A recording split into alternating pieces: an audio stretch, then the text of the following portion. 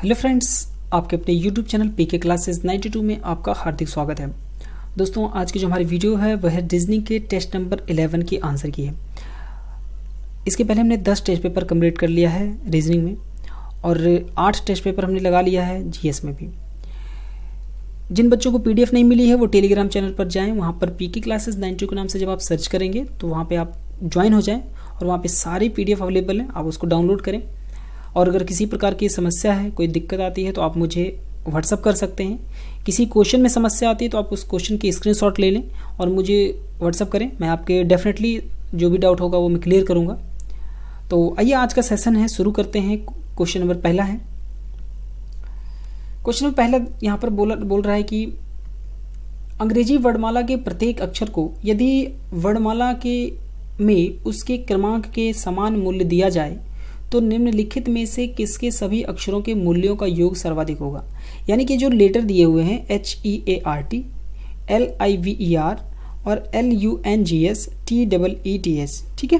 तो ये जो वर्ड लिखे गए हैं इन सबको क्या करना है, अल्फ़ाबेट के नंबरिंग के अकॉर्डिंग नंबरिंग करना है। जैसे A 1 नंबर पर है, B 2 नंबर पर, C 3 नंबर पर, D 4 नंबर पर। तो इस तरह से नंबर होते हैं। जैसे H जो होता है वो 8 नंबर पर है। तो सभी लेटर के नंबरिंग करने के बाद उन सभी नंबरों को अगर हम जोड़ देते हैं तो कौन सा ऐसा लेटर है जिसके नंबर जो है सबसे ज़्यादा है वो हमें बताना है। तो देखिए यहाँ पर 4 ही वर्ड हैं और 4 ऑप्शन दिए गए हैं। तो HEART, H जो होता है वो 8 नंबर पर, E होता है 5 नंबर पर, A 1 नंबर पर, R जो होता है वो 18 नंबर पर और T होता है वो 20 नंबर पर। तो दोस्तों जब हम सभी नंबरों को जोड़ेंगे तो यहाँ पर टोटल जो लेटर आएगा वो आएगा 52। क्या आ जाएगा? 52 हो जाएगा, ठीक है। तो 52 आएगा। अब दूसरे में क्या होगा? 12, 9 और 22 और 5 और 18। L जो होता है 12 नंबर पर, I 9 नंबर पर, V 22 नंबर पर, E 5 नंबर पर और R 18 नंबर पर। जब हम इन सभी नंबरों को जोड़ेंगे तो यहाँ पर जो बनेगा वो बनेगा 66, है ना। इसका तीसरे में अगर हम बात करें तो तीसरे में देखिए पहले 12, उसके बाद 21, उसके बाद यहाँ पर हो जाएगा 14 और यहाँ पर हो जाएगा 7 और यहाँ पर हो जाएगा 19। तो जब हम जब सभी नंबरों को जोड़ेंगे यानी कि 19 जो हो जाएगा, ठीक है, 19। जब यहाँ हम सभी नंबरों को जोड़ेंगे तो यहाँ पर जो बनेगा वो बनेगा 73। कितना बन जाएगा? 73, यानी कि 12, 21, 14, 7 और 9 हो जाएगा, ठीक है। तो यहाँ पर कितना हो जाएगा? 73। लेकिन जब हम डी नंबर की बात करें तो यहाँ पर देखिए 20 और यहाँ पर बनेगा 5 और फिर यहाँ पर 5 और फिर यहाँ पर 20 और यहाँ पर 8। अब यहाँ पर हम जब सभी नंबरों को जोड़ेंगे तो यहाँ पर 58 हो जाएगा। कितना हो जाएगा? 58। तो देखिए कौन सा ऐसा ऑप्शन है जिसमें सबसे ज़्यादा नंबर दिख रहा है, वो 73 दिख रहा है ना, सबसे ज़्यादा है। तो इसका आंसर जो हो जाएगा वो C नंबर इसका आंसर हो जाएगा। तो वहाँ हमें क्या करना है, एग्जाम में इतना नंबर लिख करके ऐड करके नहीं देखना है। आपको क्या करना है, नंबरिंग याद करना है। जब लेटर के नंबर याद रहेंगे तो आप ऑन स्क्रीन इतना लिखना ही नहीं पड़ेगा, आप डायरेक्टली जोड़ सकते हैं। कैसे? देखिए डी नंबर की अगर हम बात करें, जो 20 T जो होता है 20 नंबर पर 20 और ये 20 कितना हो जाएगा? 40, 40 और 10 50, 50 और 8 58, 58 हो गया। तो इस तरह से आप जल्दी जल्दी जोड़ सकते हैं जब आपकी एक तो कैलकुलेशन अच्छी होगी और दूसरी चीज़ जब आपको हर लेटर के नंबरिंग याद रहेंगे तब, ठीक है। तो इसका आंसर जो है वो C नंबर है। आइए आगे बढ़ते हैं नेक्स्ट क्वेश्चन नंबर हमारा अगला सेकेंड नंबर है। यहाँ पर बोल रहा है कि नीचे एक पासे के 4 प्रारूपों को दर्शाया गया है। इस पासे में अंक 2 के विपरीत फलक पर कौन सा अंक होगा? तो हमें 2 का अपोजिट बताना है। तो दोस्तों हम पहले ऑप्शन और अगर दूसरे फिगर की हम बात करें तो देखिए यहाँ पर 3 और 2 है, कॉमन नहीं मिल रहा है ना, इनमें 2 ही कॉमन है और कोई कॉमन नहीं है। तो 4 का अपोजिट हम बता सकते थे कि 4 का अपोजिट होगा 1 हो जाएगा, लेकिन यहाँ पर हमें 2 का अपोजिट बताना है। तो अगर हम बात करें दूसरे फिगर और यहाँ पर हम बात करें चौथे फिगर की, यानी कि दूसरा और चौथे को अगर हम कंपेयर करें तो यहाँ पर एक नंबर कॉमन दिख रहा है जो है वो 2 है और यहाँ पर भी देखिए 2 कॉमन है। तो हमें क्या करना है, यहाँ पर 2 जो नंबर कॉमन है उसको लिख लेना है। पहले दूसरे पासे में 2 कॉमन है और चौथे पासे में भी 2 कॉमन है। तो चूंकि दोनों में 2 कॉमन हमने लिख लिया, अब पहले जो कॉमन है उसमें उसी से हमें स्टार्ट करना है और घड़ी की दिशा में घूम जाना है। तो 2 से हम 3 की तरफ बढ़ेंगे और 3 से हम फिर 1 की तरफ बढ़ेंगे। तो ये घड़ी की दिशा में है, घड़ी ऐसे घूमती है क्लॉकवाइज डायरेक्शन में ना। तो यहाँ पर हमें क्या करना है, 2 के बाद लिखना है 3 और 3 के बाद लिखना है 1। यहाँ पर भी क्या है, 2, 6 और 4 क्लॉकवाइज यहाँ पर भी घूमना है। तो 2 से हम कहाँ पर गए? 6, 6 के बाद फिर कहाँ आ गए? 4 पर। तो एक ही नंबर गायब दिख रहा है क्योंकि एक जो डाइस है, जो आप लूडो खेलते हैं वो एक डाइस ही है, तो उसमें नंबर देखते हैं आप 1 से लेकर के 6 तक लिखा होता है। तो चाहे वो डॉट में बने होते हैं, चाहे वो नंबर लिखे होते हैं। तो एक नंबर इसमें गायब दिख रहा है, देखिए 1 भी है, 2 भी है, 3 भी है, 4 भी है, 6 है, लेकिन एक नहीं है, नंबर 5। तो यहाँ लिख लेंगे जो कॉमन नंबर होगा उसी के नीचे। तो यहाँ पर देखिए 2 का विपरीत मिल गया हमें, क्या है 5, 3 का विपरीत क्या है 6, और 1 का विपरीत क्या है 4। तो यहाँ पर 2 का विपरीत क्या हो जाएगा 5 हो जाएगा। तो ये हमारा आंसर हो जाएगा 5 हो जाएगा। तो हम किसी दिन टाइप पर मैं इस पर डिस्कस करूँगा बेसिक से इस टॉपिक पर, तो वहाँ पर हम चीज़ों को क्लियर करेंगे क्यों है और कैसे करते हैं, ठीक है। तो आइए क्वेश्चन नंबर तीसरे की तरफ बढ़ते हैं। क्वेश्चन नंबर तीसरा हमारा है, एक 18 सेंटीमीटर की ठोस घन से यदि 3 सेंटीमीटर के छोटे छोटे घन बनाए जाएं तो कुल कितने घन बनाए जा सकते हैं। तो दोस्तों यहाँ पर क्या है, एक घन है, जैसे आप क्यूब, जैसे मान लीजिए कोई आइसक्रीम है, आप जब उसको खरीद कर लाते हैं एक बॉक्स डब्बे में, या एक मिठाई का बॉक्स जैसे है, ठीक है। तो जब वो क्या है, एक घन है और घन की सभी भुजाएं क्या बराबर हैं। तो 18 सेंटीमीटर का है कोई घन है और उसको हमें क्या करना है, छोटे छोटे टुकड़ों में काटना है, 3-3 सेंटीमीटर के टुकड़ों में। तो हमें सबसे पहले क्या करना होता है, एक्स की वैल्यू निकाल लेनी होती है। एक्स की वैल्यू कैसे निकलेगी, पहले बड़े घनों की संख्या और फिर छोटे घनों की संख्या डिवाइड कर देंगे, भाग दे देंगे, और भाग देने से कितनी वैल्यू आ जाएगी 6। तो ये हो गई एक्स की वैल्यू। एक्स की वैल्यू कितनी आ गई 6 आ गई। तो जो वैल्यू आएगी उसी को हमें क्या करना है, यानी कि एक्स का क्यूब कर देना है। ये आ जाएंगे टोटल, यानी कि कुल कितने घन बनाए जा सकते हैं, मतलब कुल घनों की संख्या निकालनी हो जब, तो एक्स का हमें क्यूब कर देना होता है, मतलब 6 का यहाँ पर हमें क्यूब कर देंगे। और जब 6 का क्यूब करेंगे तो 216 आंसर हो जाएगा। यहाँ पर हमारा ए नंबर आंसर हो जाएगा। क्या हो जाएगा, ए नंबर आंसर बन जाएगा 216। बस यही होता है छोटे घनों की संख्या निकालने के लिए। छोटे घनों की संख्या निकालने का पहला तरीका, सबसे पहले क्या करना है, एक्स की वैल्यू निकालनी है। एक्स की वैल्यू कैसे आएगी, बड़े घनों की संख्या यानी कि बिगेस्ट क्यूब जो है ना, उसकी संख्या लेनी है, यानी कि 18 सेंटीमीटर, और उसके बाद क्या करेंगे, उसको भाग दे देंगे छोटे घनों की संख्या से। तो 3 से 18 को भाग दे दिया, ये आ गई एक्स की वैल्यू आ गई। एक्स की वैल्यू क्या करना है, अब कुल घन, कितने कुल घन प्राप्त हो सकते हैं, यानी कि total number of small cube. तो निकालने के लिए क्या करना है, एक्स का क्यूब कर देना है। तो एक्स का जब क्यूब करेंगे तो क्या है, एक्स की वैल्यू कितनी आई थी 6, और 6 का क्यूब कर देंगे तो ये टोटल यानी कि छोटे स्मॉलेस्ट क्यूब की संख्या आ जाएगी टोटल, ठीक है। तो यहाँ पर 6 का क्यूब कर देंगे 216, बस सिंपल सा आंसर हो जाएगा हमारा, है ना। क्वेश्चन में अगला है, यदि किसी माह की 23 तारीख को, यानी किसी माह की 23 तारीख को कोई भी महीना है, उसमें 23 तारीख को क्या था, रविवार था, यानी कि संडे था, ठीक है, रविवार था। तो 2 सप्ताह 4 दिन पहले कौन सा दिन था, यानी कि 2 सप्ताह का मतलब हो जाएगा कितने दिन हो जाएंगे, एक सप्ताह में 7 दिन होते हैं, तो 2 सप्ताह में कितने दिन हो जाएंगे 14 दिन। 14 और ये 4 दिन और हो गए, टोटल हो गया 18 दिन। मतलब 18 दिन पहले कौन सा दिन था, तो यहाँ पर हमें क्या करना है, -18 कर देना है ना। तो -18 दिन यानी कि 18 दिन पीछे जाना है। तो 18 को आप जब 7 से भाग दोगे तो यहाँ पर बचेगा 4, यानी कि 2 सप्ताह का मतलब 0 हो जाएगा। यहाँ आप 2 सप्ताह डायरेक्ट भी काट सकते थे, 2 सप्ताह मतलब 0। क्यों, क्योंकि 7 दिन पहले, हर 7 दिन के बाद कोई ना कोई दिन रिपीट करता है। चाहे संडे हो वो 7 दिन बाद आएगा, 7 दिन पहले था। मंडे है 7 दिन बाद आएगा, 7 दिन पहले था।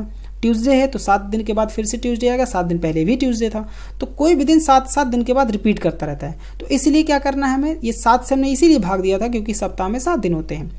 तो हमने 2 सप्ताह मतलब 23 तारीख को रविवार था, 7 दिन पहले भी रविवार, 7 दिन बाद भी रविवार, मतलब हमें पता लग गया कि 14 दिन पहले भी रविवार ही था। तो 4 दिन बचा, यहाँ पर भी देखिए रिमाइंडर 4 बचा था, और यहाँ पर भी हम डायरेक्ट भी देख सकते थे 4 ही दिन बचा है। तो हमें क्या करना है, रविवार से 4 दिन पीछे चले जाना है, यानी कि रविवार से हमें क्या करना है, 4 दिन पीछे जाना है। तो आंसर क्या आ जाएगा, वेडनेसडे आंसर आ जाएगा, बुधवार। सी नंबर इसका आंसर हो जाएगा, ठीक है। क्वेश्चन नंबर अगला हमारा है, एक फोटो की ओर संकेत करते हुए विनोद ने कहा, यह मेरी पत्नी की माता की एकमात्र पुत्री की पुत्री है। मतलब एक फोटोग्राफ है और इसकी तरफ इशारा करते हुए विनोद जी कहते हैं, क्या कहते हैं विनोद जी, देखिए। तो विनोद कहते हैं कि मेरी पत्नी की माता, यानी कि विनोद की पत्नी है कोई, विनोद एक मेल पर्सन है और इनकी पत्नी कोई है। मेरी पत्नी की माता की, मेरी पत्नी की माता मतलब अपने सास के बारे में बोल रहे हैं, है ना। मेरी पत्नी की माता की एकमात्र पुत्री, मतलब इनकी पत्नी खुद है, इनकी पत्नी ये खुद हो गई। एकमात्र मतलब ओनली वन, मतलब केवल एक होता है, तो उनकी पत्नी खुद हो गई। एकमात्र पुत्री की पुत्री है, कौन पुत्री है, जो फोटो वाली लड़की है, ये फोटो वाली लड़की की है, क्या है, इनकी पुत्री है। मतलब ये विनोद की भी पुत्री हो जाएगी भाई, जब इनकी पत्नी की पुत्री है तो विनोद की भी तो पुत्री हो जाएगी। तो विनोद का फोटो वाली लड़की से क्या संबंध, तो विनोद क्या लगेंगे, पापा लगेंगे, यानी कि फादर हो जाएंगे। बी नंबर इसका आंसर हो जाएगा, फादर, पिता हो जाएगा, ठीक है। क्वेश्चन नंबर अगला हमारा है 6 नंबर, एक पिता ने अपने पुत्र के जन्म दिवस पर कुछ लड़के व लड़कियों को बुलाया। लड़कों की संख्या लड़कियों से 2 कम थी, यानी कि जो लड़कों की संख्या है वो लड़कियों से कितनी कम होनी चाहिए, 2 कम होनी चाहिए। ध्यान रखिएगा, 2 का डिफरेंस होना चाहिए, 2 कम होना चाहिए। बॉय जो है वो 2 कम होंगे लड़कियों के कंपैरिजन में। पिता ने सभी लड़कों को 10 रुपए दिया। मान लीजिए सभी लड़कों को पिता ने 10 रुपए दिया और सभी लड़कियों को 20 रुपए दिया उपहार में, ठीक है।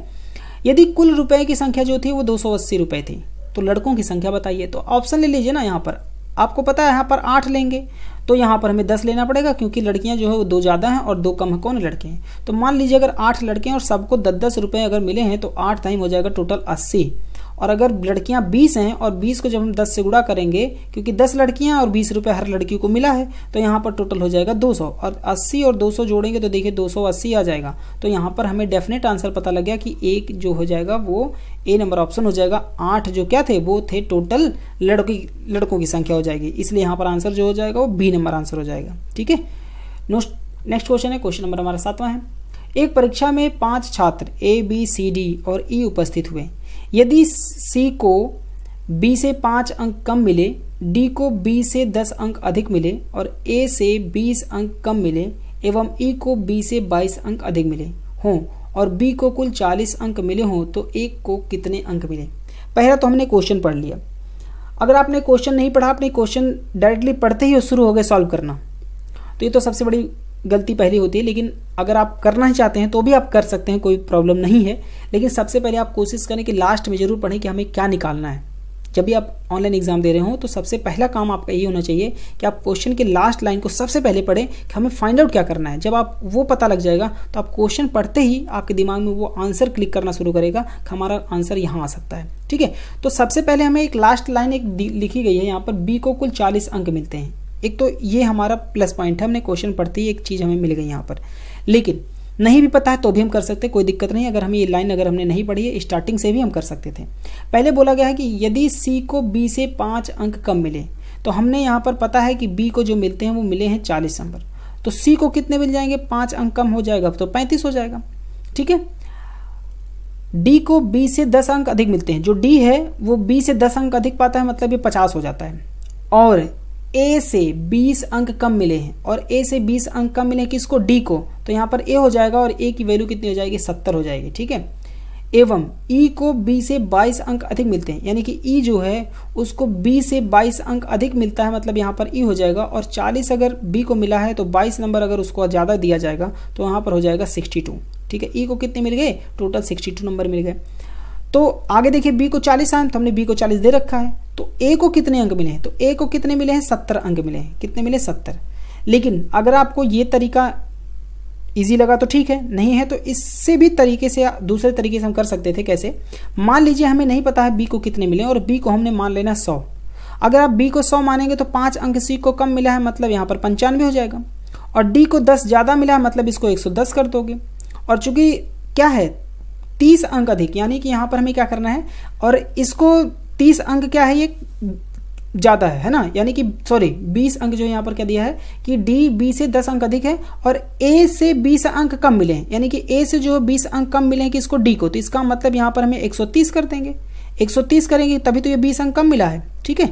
तो हमने यहाँ पर मान लिया 130, ठीक है। तो अब आगे बोला गया है यहाँ पर कि बी से 22 अंक अधिक मिले थे, ये हमें लाइन छोड़ देनी है। लास्ट पे आ जाइए कि बी को कुल 40 अंक मिले हैं, तो बी को कुल 40 अंक मिले हैं। तो अब अगर मान लीजिए बी को 40 अंक मिले हैं और आपको पता है कि इससे बी से 30 अंक अधिक मिले हैं किसको, ए को, तो हमें क्या करना, 40 में 3 बढ़ा दीजिए, कितना हो जाएगा, 70 हो जाएगा। यहाँ पर हम इस चीज़ को कर सकते थे, ठीक है। तो इस तरीके से भी हम डायरेक्टली क्वेश्चन को क्या कर सकते हैं, हम कर सकते थे जब हम 100 मान करके। लेकिन पहले वाला तरीका ज़्यादा बेटर है। आप अगर पूरी क्वेश्चन को पढ़ेंगे तो लास्ट में आपको कोई ना कोई क्लू मिल जाएगा उस क्वेश्चन से, और उससे आप डेफिनेटली क्वेश्चन सॉल्व कर सकते हैं, ठीक है। आइए आगे बढ़ते हैं। क्वेश्चन नंबर अगला हमारा नेक्स्ट नंबर है 8 नंबर क्वेश्चन है।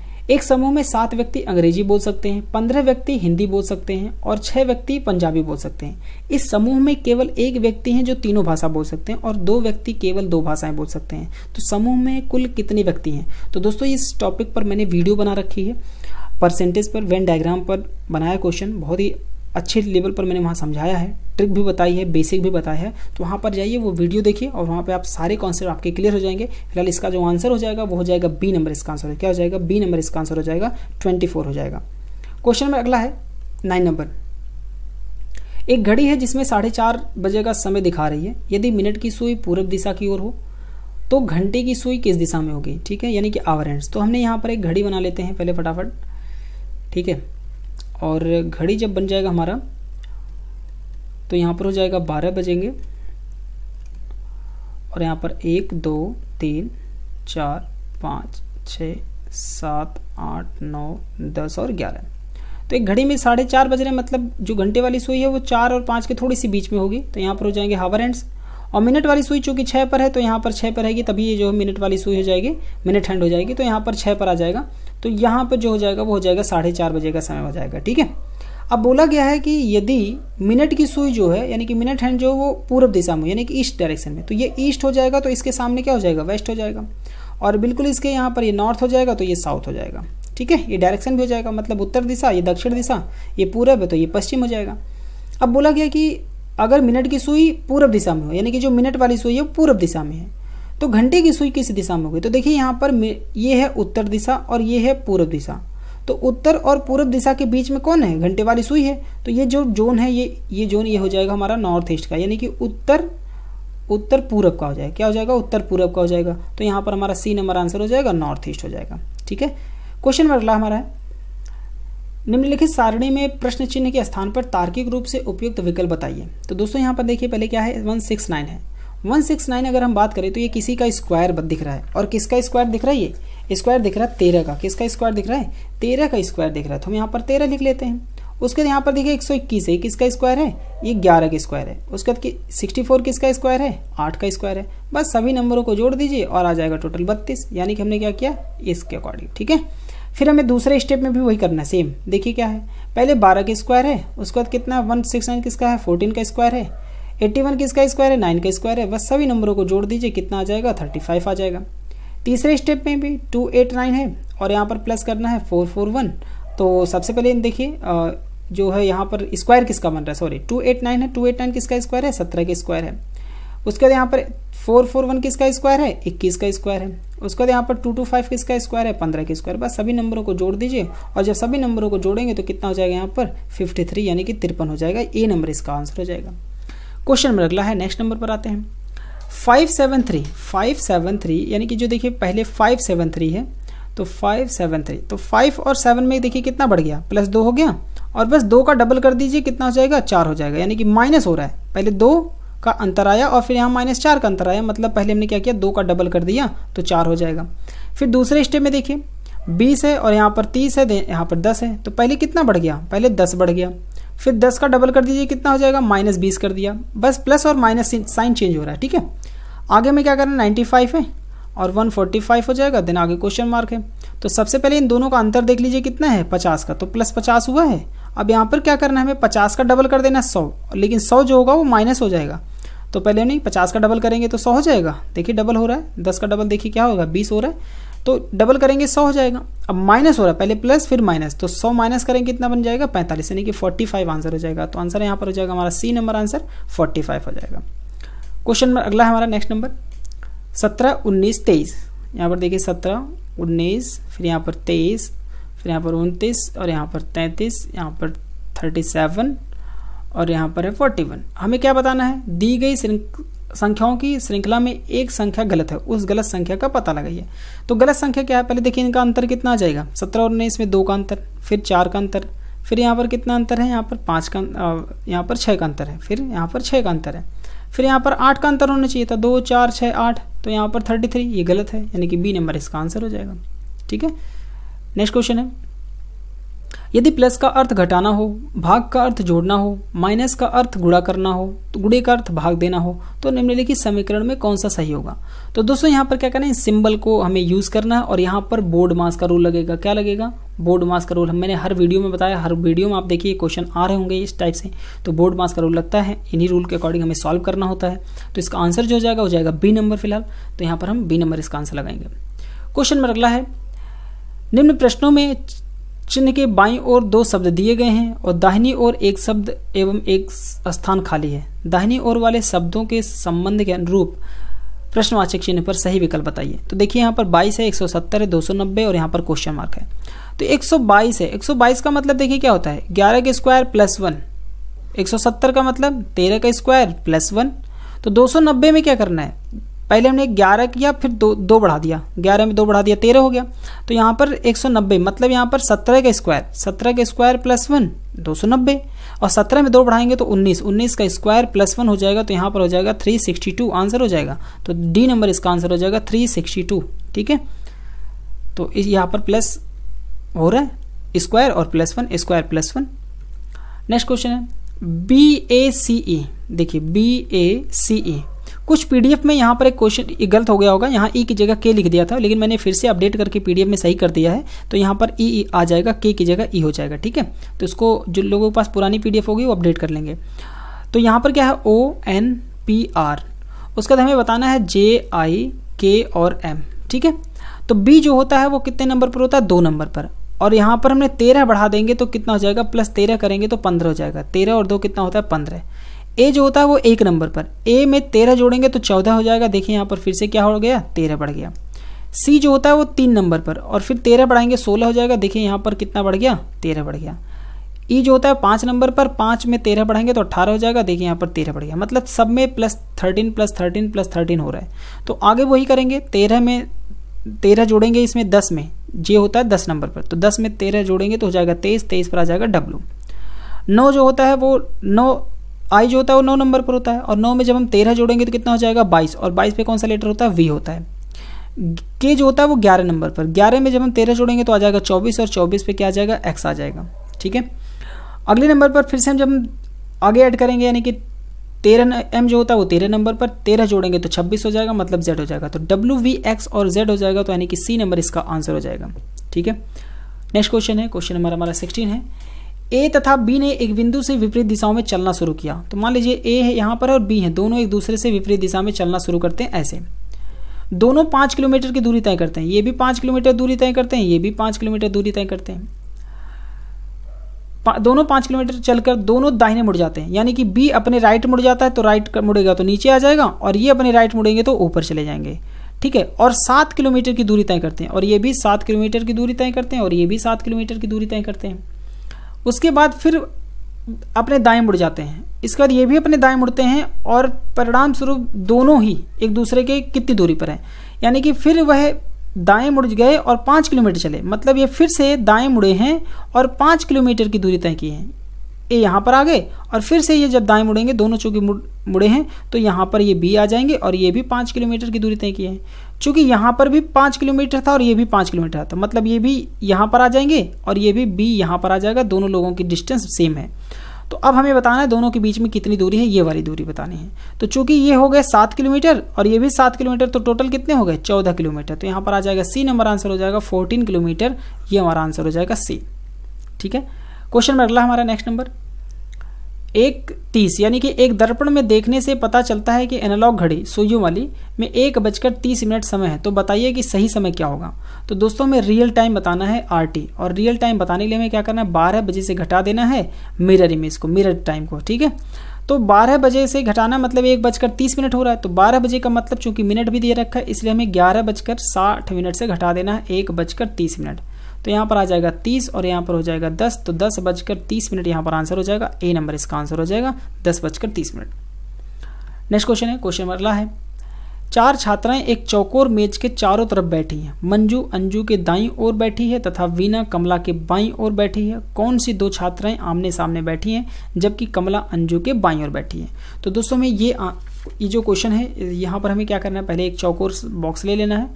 यहाँ पर हम बैठा देते हैं पहले अंजू को, अंजू के दाईं ओर बैठी है कौन, मंजू, तो यहाँ पर हमने इसके दाईं ओर बैठा दिया मंजू को। ठीक है, चूंकि अंदर देख रही हैं तो यहाँ राइट और लेफ्ट ये हो जाएगा। ठीक है, ध्यान रखिएगा इस पे ऐसे। ठीक है, अब हमें क्या बताना है, फिर आगे बोला है मंजू अंजू के दाईं ओर बैठी है, तो जो मंजू है अंजू के दाईं ओर बैठी है, तो हमने यहाँ पर राइट हैंड बैठा दिया। तथा वीना कमला के बाईं ओर, जो वीना है वो कमला के बाईं ओर, कमला यहाँ बैठाएंगे तो कमला का ये बाईं ओर हो जाएगा, बाईं ओर बैठी है ये कौन, यहाँ पर हो जाएगी वीना। ठीक है, आगे कह रहा है कौन सी 2 छात्राएं आमने सामने बैठी हैं जबकि कमला जो है अंजू के बाईं ओर है। देखिए कमला यहाँ पर है, अंजू के बाईं ओर, अंजू के बाईं ओर हो जाएगी, ये कमला बैठी है, तो सही बैठा है, यानी कि क्रम हमने सही बैठा दिया है। ठीक है, तो यहाँ पर जो हो जाएगा वो क्या बोला है, जबकि कमला अंजू के बाईं ओर, और कौन यहाँ पर 2 छात्राएं हैं जो आमने सामने बैठी हैं। तो आमने सामने देखिए मंजू और कमला बैठी हैं, तो मंजू कमला यहाँ पर देखिए डी नंबर आंसर हो जाएगा। और तो अंजू और वीना बैठी हैं, तो अंजू और वीना तो कहीं है ही नहीं, तो इसलिए आंसर हमारा जो हो जाएगा वो डी नंबर आंसर हो जाएगा। ठीक है, क्वेश्चन में अगला हमारा, नीचे दी गई आकृति में कुल कितने त्रिभुज हैं। कुल कितने त्रिभुज हैं, यहाँ पर हम त्रिभुज कर देंगे, ठीक है, कुल कितने त्रिभुज हैं। तो देखिए सबसे पहले इसमें कितने बन जाएंगे 8, और यहाँ पर कितने बनेंगे 3, और यहाँ पर कितने बनेंगे 3, और यहाँ पर कितने 3, और यहाँ पर भी 3। तो 3 3 6 3 9 और 3 12, 12 8 कितना हो जाएगा 20। तो यहाँ पर आंसर हो जाएगा 20, 20 नंबर। क्लियर हो गया। नेक्स्ट क्वेश्चन है, क्वेश्चन नंबर अगला हमारा, एक झुंड में कुछ गाय, बैल एवं 45 मुर्गियां हैं। प्रति 15 जानवरों पर एक ग्वाला रखवाली करता है। बैलों की संख्या गायों से दोगुनी है। यदि कुल सिरों की संख्या पैरों की संख्या से ग्वालों सहित 186 कम है तो वहां कितने ग्वाले हैं। तो दोस्तों इसका जो आंसर हो जाएगा वो हो जाएगा हमारा 6 नंबर। क्या हो जाएगा 6 हो जाएगा यहाँ पर ए नंबर आंसर। इस पर भी मैंने वीडियो बनाई है, सिर और पैर, हेड और लेग पर आधारित। आप वहां पर जाएं, वीडियो देखें, वहां पर भी आपको चीजें बिल्कुल क्लियर हो जाएंगी। ठीक है।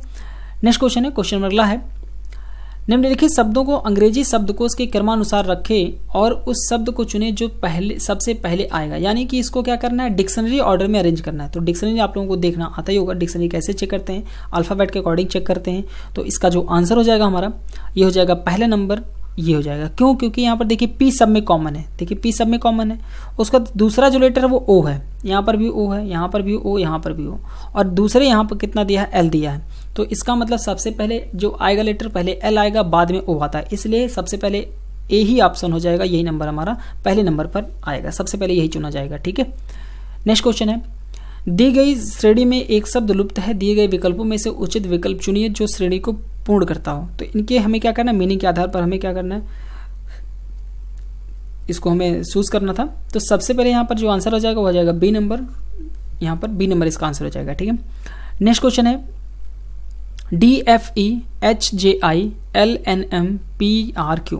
तो डी के बाद एच आया है, 4 के बाद 4 बढ़ गया, 8 हो गया, 8 के बाद फिर 4 12 हो गया, 12 4 16, 16 4 20 हो जाएगा, यानी कि टी आ जाएगा। फिर एफ है, एफ के बाद फिर 6 नंबर पर होता है, जे जो है 10 नंबर पर 4 बढ़ा दिया, 6 4 10, 10 और 4 14, 14 और 4 18, 18 4 22, तो 22 पे क्या आ जाएगा, वी आ जाएगा।